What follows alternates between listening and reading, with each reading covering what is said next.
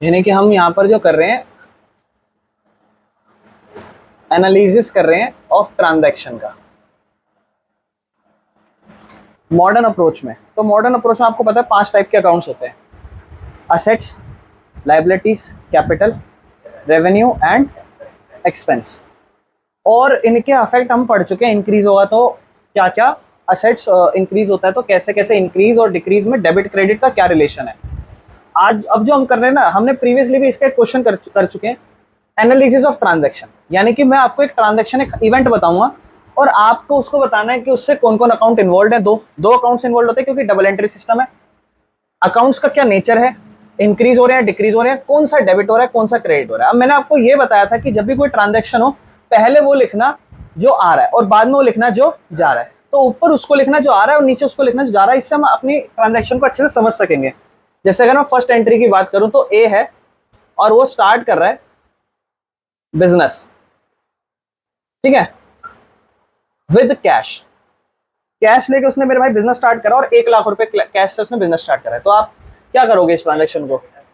हाँ, बिल्कुल सही। जब भी बिजनेस स्टार्ट होता है तो दो अकाउंट इन्वॉल्व होते हैं। आ क्या रहा है, पहले उस पर फोकस करो, कैश। तो इसलिए पहले कैश को लिखना और फिर लिखना कैपिटल। 2 अकाउंट इन्वॉल्व है, कैश अकाउंट और कैपिटल अकाउंट। कैश किसका नेचर है? असेट्स का। तो फिर आपको ये लिखना है कि ये असेट्स अकाउंट है। और कैपिटल किसका है? कैपिटल का ही है। उसके बाद अफेक्ट, कैश इंक्रीज हो रही है, डिक्रीज हो रही है, इंक्रीज। और कैपिटल भी क्या हो रही है, क्योंकि कैपिटल भी आ रहा है। और हमें पता है असेट्स इंक्रीज होती है तो डेबिट होती है और कैपिटल इंक्रीज होती है तो 1 लाख रुपए से स्टार्ट कर रहा था तो 1 लाख रुपए आ रहा है और 1 लाख रुपए मालिक ला रहा है। जो आ रहा हो उसको पहले और जो जा रहा हो उसको बाद में। ठीक है, मैं फिर सारी एंट्रियां लिख देता हूं, आप कर लो पहले ना। आओ देखते हैं, चेक करना आप लोगों का कितना सही है। सेकंड एंट्री पे अगर हम ध्यान से देखें तो उसने क्या करा, अभी बिजनेस जब शुरू करा तो कैश लाया था, उसी कैश को ना उसने बैंक में जमा करा दिया। तो 2 एंट्री हुई है। पैसा अब आया किस में है वो समझो। पैसा हमारे यहाँ से चला गया और बैंक में आ गया, तो बैंक हमारा प्लस और हमारे यहाँ से कैश चला गया, कैश माइनस एक तरीके से। तो हो क्या रहा है, अकाउंट्स कौन से? मैं देखो आपको बोल चुका हूँ, जो आएगा उसको पहले लिखना, जो जाएगा उसको बाद में। तो आ क्या रहा है, तो यहाँ आप लिख दोगे भैया बैंक अकाउंट, और भैया जा कैश दिया हमारे यहाँ से तो कैश अकाउंट लिख दें। और बैंक अकाउंट भी मेरे भाई असेट्स का ही पार्ट है और कैश अकाउंट भी मेरे भाई असेट्स का ही पार्ट है। ठीक है, यहाँ पे फर्क ये हो रहा है, असेट्स इंक्रीज हो रही है, डेबिट हो जाएगी, और असेट्स ही डिक्रीज हो रही है। अगर आप देखोगे कैश चला गया तो वो क्रेडिट हो जाएगी। और डेबिट हो रही है कितने रुपए से? 50,000 रुपए का बैंक डेबिट हो रहा है और 50,000 रुपए का बैंक। ये एंट्री है इसकी, कोई दिक्कत है इसमें? सही है। चलो सेकंड चेक करते हैं, थर्ड चेक करते हैं। मेरी बात ध्यान समझना, यहाँ एक चीज बड़ी खतरनाक है जो मैं अभी समझाऊंगा आपको। देखो अगला देखो, कैश विड्रॉ करिए पर्सनल यूज के लिए, मतलब पैसा निकालिए, कैश है, कैश पर्सनल यूज के लिए मतलब ड्राइंग हो गई। ठीक है, अच्छा 5,000 रुपए निकाले, जा रहा है क्या? कैश। तो पहले उसको नीचे लिख लेते क्योंकि हमें समझ नहीं रहा है हो क्या रहा है। कैश तो जा रहा है तो नीचे, दूसरा अकाउंट जो भी होगा वो ऊपर आएगा। बताओगे क्या? चलो ठीक है, बिल्कुल सही बात, क्योंकि भैया जो पर्सनल यूज के लिए पैसा लेके जाता है उसे क्या कहते हैं? ड्रॉइंग्स कहते हैं। बिल्कुल सही। तो इसे मैं यहाँ लिख देता हूँ ड्रॉइंग्स अकाउंट। मेरे भाई ड्रॉइंग्स अकाउंट किसका पार्ट है? बहुत ध्यान सोचो, मैं बताता हूँ। एक्सपेंस अकाउंट हो सकता है या कैपिटल अकाउंट या लायबिलिटी अकाउंट। सोचो। नहीं, कैपिटल अकाउंट। एक्सपेंस कैसे हो जाएगा? एक्सपेंस तो जब होगा ना जब कोई खर्चा हुआ होगा। ये खर्चा कहोगे आप इसे कहोगे भैया कैपिटल में से पैसा उठा के ले गया। समझ रहे हो? और कैश अकाउंट भैया किसका पार्ट है? असेट्स का। आप मुझे एक बार बताओ, ध्यान सुनो मेरी बात। आपने एक्सपेंस लिख भी दिया, ठीक है, आपने इसलिए सोचा होगा क्योंकि एक्सपेंस होता है तो डेबिट होता है। कैपिटल कम हुई तो क्या होती है? वो भी तो डेबिट होती है कि नहीं? तो यहाँ पर आप लिखोगे कि यहाँ पे कैपिटल कम हो रही है, डिक्रीज हो रही है, और डिक्रीज होती है तो उसको डेबिट कहते हैं। और असेट्स यहाँ पर कम हो रही है और उसको डिक्रीज होने को भैया हम क्रेडिट कहते हैं। बिल्कुल सही। तो डिक्रीज कितने रुपए से हो रही है मेरे भाई? 5,000 रुपए से, और डेबिट हो जाएगा 5,000 रुपए क्रेडिट हो जाएगा। समझ में आ गई एंट्री? कोई दिक्कत तो नहीं? अच्छा अगला देखो, अब ये वाले में भी सेम विड्रॉ हो रहा है, लेकिन विड्रॉ कहां से हो रहा है? बैंक से हो रहा है। और किसके यूज के लिए? यानी कि ये पर्सनल यूज नहीं है, ये यानी कि ये ड्राइंग नहीं है। पैसा निकल रहा है, कहां से निकल रहा है? बैंक से, यानी कि बैंक का पैसा जा रहा है। लेकिन आ कहां रहा है?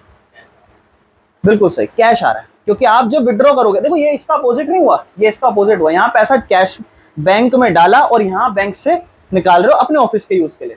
तो अपनी जो ऑफिस यूज के लिए आप पैसा विड्रॉ कर रहे हो, तो आपके पास बिजनेस में कैश आ रहा है अब, और आपके यहां से क्या जा रहा है, बैंक अकाउंट जा रहा है। कैश अकाउंट मेरे भाई दोनों 10,000 रुपए। कैश अकाउंट किसका पार्ट है, असेट्स का पार्ट है, बिल्कुल सही। और बैंक अकाउंट किसका पार्ट है, असेट्स का पार्ट है।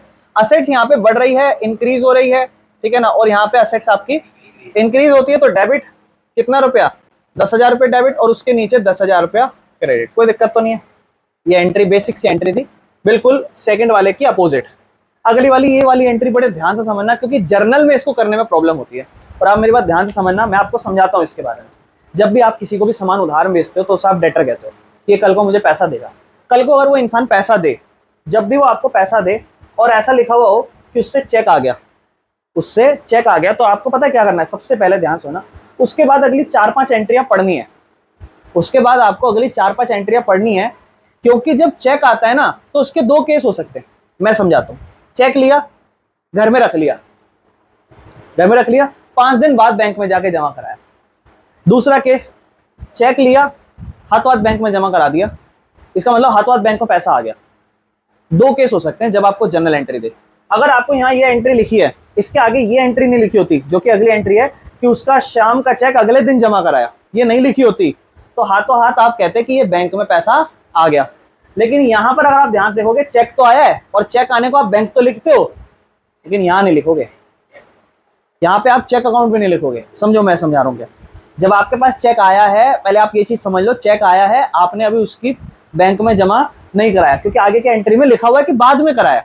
लेकिन अगर ये एंट्री नहीं होती तो क्या मानता, आज ही कराया, आज बैंक लिख देता, लेकिन आज नहीं कराया, कल को कराएगा तो बैंक लिखूंगा। अब इसको दो केस बना के लिख सकते हो आप। क्या, देखो पहली चीज समझो, पहले तो आप इस केस को समझ लो मेरे भाई। आप आज यहां लिखने वाले हो कि भैया कुछ ना कुछ तो आ रहा है, कुछ ना कुछ तो आ रहा है, लेकिन वो नहीं पता अभी क्या आ रहा है, क्योंकि अगर वो डायरेक्ट बैंक के आगे एंट्री नहीं होती शाम वाली, तो मैं डायरेक्ट बैंक लिख देता, लेकिन अभी मुझे पता नहीं चल रहा क्या आ रहा है। लेकिन जा क्या रहा है पहले वो बताओ। शाम डेटर लिख दो, आप डायरेक्ट डेटर लिख दो, ये लो, कोई भी दिक्कत नहीं, शाम्स अकाउंट लिख देना, डेटर अकाउंट है। क्यों, क्योंकि जिस बंदे को जब पैसा देना था ना, वो आपका डेटर था, और डेटर जब बढ़ता है, असेट्स का पार्ट होता है, आप डेबिट में लिखते हो। आज आप उसी की उधारी को क्या कर दिखा रहे हो कि तेरी कम हो गई, यानी कि आज उसी के डेटर को आप कम करते दिखाओगे, तो आप लिखो ये जा रहा है, इसकी उधारी कम हो रही है, जा रहा है। लेकिन आ क्या रहा है, इससे पैसा तो नहीं आ रहा। पैसा इसलिए नहीं आ रहा क्योंकि इसके चेक को बाद में जमा करा रहे हैं। तो आप इसको दो चीज लिख सकते हो, या तो लिख सकते हो कैश आ रहा है, या फिर लिख सकते हो check in hand, check in hand, ये दो चीज लिखोगे। जर्नल एंट्रीज में ज्यादा प्रेफर चेक इन हैंड को किया जाता है कि आज चेक नहीं आया, चेक इन हैंड आया, और कल को ये चेक इन हैंड को अगर मैं बैंक में जमा करा दूंगा तो बैंक आ जाएगा और चेक इन हैंड, समझ रहे हो, ठीक है ना। इसको भी मैं इसके बाद एक अच्छे से समझाऊंगा, अभी इसको ध्यान रखना, मैं इसको क्लियर करूंगा एक बार और।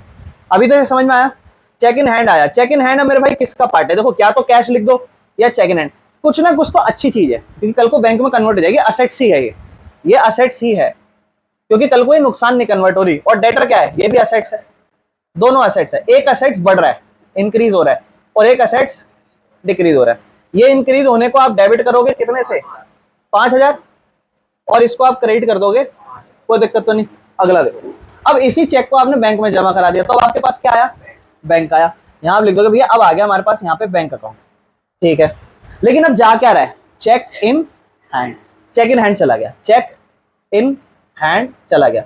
बैंक किसका पार्ट है मेरे भाई, असेट्स का पार्ट है। चेक इन हैंड किसका पार्ट है, असेट्स का पार्ट है। बैंक बढ़ गया, इंक्रीज, और चेक इन हैंड कम हो गया, डिक्रीज। बैंक अब कितने रुपए से आ गया, सेम वही अमाउंट है भैया, 5,000 रुपए, और चेक कितने का गया, ये एंट्री है, कोई दिक्कत तो नहीं, क्लियर है। चलो हटा दूं इसको, कितनी सही थी, और ये ड्राइंग्स ये भी गलत कर दी, कोई नहीं कोई नहीं। आ जाओ, ये बची हुई 4 एंट्रियां भी देखते हैं। 7th एंट्री क्या कहता है कि एक क्रेडिटर था हमारा, जिसको पैसा देना था, उसको चेक में दे दिया। अब मेरे बात ध्यान समझना, कभी भी पेमेंट करने का आएगा ना, तो उसे चेक इन हैंड मत लिखना, या सोचना भी मत, क्योंकि आपने दे दिया, आपकी तरफ से काम खत्म। अब वो कुछ भी करे, तो 10,000 रुपए का चेक था और चला गया, तो गया क्या, पैसा बैंक गया, बिल्कुल सही। पहले जाने का लिख दो, क्योंकि यहाँ आपको जो पहले समझ में आ जाए ना कि गया आया क्या, वो लिख दो पहले, दूसरा अपने आप हो जाएगा यार। अब जायज बात है, दूसरा आपका क्रेडिटर था, वो बढ़ा हुआ था। क्रेडिटर मतलब लायबिलिटी बढ़ी हुई थी, और लायबिलिटी जब बढ़ती है तो क्रेडिट में होती है, आज वो कम हो गई, तो मेरे भाई क्रेडिटर अकाउंट लिख देना, या तो आप उन्हें उसका नाम लिखा होगा महेश, है ना। तो क्रेडिटर और बैंक, क्रेडिटर मेरे भाई लायबिलिटी का पार्ट है और बैंक मेरे भाई असेट्स का पार्ट है। असेट्स यहाँ पर मेरे भाई डिक्रीज हो रही है, कम हो रही है, और लायबिलिटी मेरे भाई लायबिलिटी भी कम हो रही है। लायबिलिटी जब कम होती है तो उसे बढ़ना कहते हैं, लायबिलिटी बढ़ने को हम डिक्रीज ही कहेंगे। ऊपर नीचे कर दिया, नहीं नहीं नहीं नहीं नहीं, समझो समझो, मैं वही तो समझाना चाह रहा हूँ मेरे भाई। आप खुद सोचो ना, मैं आपको एक चीज समझा रहा हूँ, जा क्या रहा है, जो जाएगा वो क्रेडिट, जो आएगा वो डेबिट। तो आप पहले क्रेडिट और फिर डेबिट थोड़ा ना लिख सकते हो, पहले डेबिट फिर क्रेडिट। मैं आपको यही तो समझा रहा हूँ बार बार कि आप, मैं अब देखो मुझे इस क्वेश्चन में सबसे पहले क्या समझ में आया, बैंक पैसा गया तो मैंने उसको नीचे क्यों लिखा, ऊपर लिख दूं मैं? नहीं, मैं आपको इतनी देर से यही तो समझा रहा हूँ कि जो जाएगा उसे नीचे और जो आएगा उसे ऊपर लिखो, क्योंकि आपको ये मैं सेट करा रहा हूँ चीजें, ठीक है ना। अब देखो दोनों चीज डिक्रीज हुई है, लायबिलिटी जब डिक्रीज होती है तो डेबिट में होती है कितने रुपए से मेरे भाई, 10,000 रुपए से, और बैंक जब कम होता है तो माइनस होता है 10,000 रुपए से। ये एंट्री हो जाएगी हमारी, इसको हम ऐसे बंद कर देंगे, क्लियर है। अब नेक्स्ट देखते हैं, सैलरी थी 20,000 रुपए की, पे कर दी। जब सैलरी आप पे करोगे तो पहले देखो जा क्या रहा है, स्टाफ को पैसा जा रहा है, आप कैश लिख दो, कुछ नहीं पता कैश लिख दो, बैंक लिख दोगे तो भी कोई बुराई नहीं है, ठीक है, ध्यान रखना। और नुकसान हो गया मेरे भाई यहाँ पे, तो सैलरी अकाउंट डेबिट हो जाएगा, और सैलरी मेरे भाई एक्सपेंस का पार्ट है, और कैश मेरे भाई असेट्स का पार्ट है। एक्सपेंस है तो एक्सपेंस बढ़ गया, एक्सपेंस बढ़ गया तो इंक्रीज, और असेट्स कम हो गई है तो मेरे भाई डिक्रीज। जरूरी नहीं है एक इंक्रीज है डिक्रीज, देखो पिछले केस में दोनों डिक्रीज हो रहे थे, और इंक्रीज होता है तो आपको पता है असेट्स, एक्सपेंस इंक्रीज होता है तो डेबिट होता है, और ये डिक्रीज होगा तो क्रेडिट होगा। 20,000 रुपए डेबिट और क्रेडिट एंट्री हो जाएगी, कोई दिक्कत तो नहीं। रेंट पे कर दिया चेक से, 6,000 रुपए का रेंट था, और 6,000 रुपए का रेंट चेक से पे करा, अलग से बोल रहा है, यानी कि कैश में गया बैंक में गया। तो देखो बार बार मैं जाने वाली एंट्री कर रहा हूँ, क्योंकि जो पहले समझ में आ रहा है, आने वाली होती तो आ जाता। जब भी आप कोई भी कैश या इन सब की पढ़ो ना तो पहले देखना ना जा क्या रहा है और आ क्या रहा है। और क्या पे कर रहे हो आप, रेंट पे कर रहे हो तो फिर से नुकसान है, रेंट अकाउंट, रेंट अकाउंट का आप लिख दोगे एक्सपेंस है, और बैंक अकाउंट किसका पार्ट है, असेट्स का। एक्सपेंस आपका इंक्रीज हो रहा है, इंक्रीज लिख दोगे, और असेट्स आपकी क्या हो रही है, डिक्रीज। इंक्रीज हो रहा है तो मेरे भाई 6,000 रुपए को डेबिट कर दो, और डिक्रीज हो रहा है तो 6,000 रुपए को क्रेडिट कर दो। अब आप इंटरेस्ट पे कर रहे हो लोन पे, तो मेरे भाई पैसा जा रहा है आ रहा है, बैंक अकाउंट लिख दो, क्योंकि लोन पे कर रहे हो आप, तो लोन हम ऐसा समझ लेते हैं ऑनलाइन पेमेंट हो रही है, बैंक से जा रहा है, नहीं तो आप कैश भी लिख सकते हो, कोई प्रॉब्लम नहीं, ज्यादातर केस में बैंक लिखना, ठीक है। और 5,000 रुपए का इंटरेस्ट ऑन लोन लिख देना, इंटरेस्ट ऑन लोन, ठीक है। और लोन कौन सा पार्ट है, एक्सपेंस, और बैंक अकाउंट मेरे भाई असेट्स। एक्सपेंस आपका बढ़ गया और असेट्स आपकी कम हो गई, बढ़ जाएगा तो मेरे भाई 5,000 रुपए डेबिट और 5,000 रुपए क्रेडिट। और देखो ऊपर नीचे लिख रहे हैं ना, तो ये चीज समझनी है आपको, जब जर्नल करोगे ना इसकी बहुत इंपॉर्टेंस है आगे जाके, ये ऊपर नीचे क्यों लिख रहे हैं और एक को अलग इसको अलग नीचे साइड, क्योंकि ये सारी चीजें एक अलग ट्रांजैक्शन आती है और फिर उसके बाद ये प्रॉपर जर्नल में सेम होता है ये, ठीक है। तो ये क्वेश्चन था बेसिक सा जिसमें मैंने ट्रांजैक्शन का एनालिसिस करा है। इसके नेक्स्ट कुछ क्लासेस में ना मैं अब एक अकाउंट बनाना भी सिखाऊंगा।